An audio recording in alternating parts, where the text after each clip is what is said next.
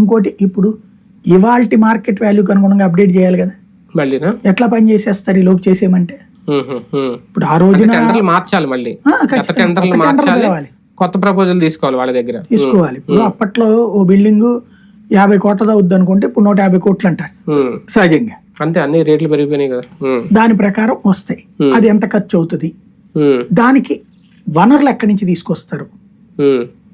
అది కేంద్ర ప్రభుత్వం ఇచ్చే నిధులా? నాకు తెలిసి కేంద్ర ప్రభుత్వం ఇంకొక 10 నుంచి 15 వేల కోట్లు ఇవ్వడానికి సిద్ధంగా ఉంది.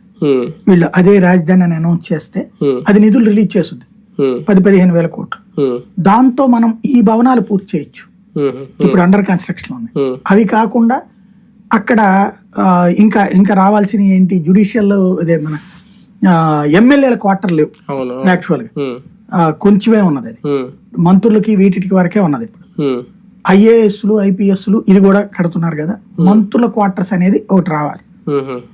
అయితే ఇక్కడ ఏం జరుగుతున్నది అంటే ఒక ప్రధానమైనటువంటి అంశం, నిలువెత్తు కడుతున్నారు. అది పెద్ద కన్ఫ్యూజన్. టవర్స్ వాళ్ళకి కోరుకునేది ఇవాళ ఒక ఐఏఎస్ అపార్ట్మెంట్ లో ఉండడానికి అంటే కూడా ఫ్రీ హ్యాండ్ కి ఇష్టపడతాడు, మంత్రి అయినా ఇండివిజువల్ కి ఇష్టపడతాడు. ఇది ఇప్పుడు ఏమవుద్దంటే ఫర్ ఎగ్జాంపుల్ మినిస్టర్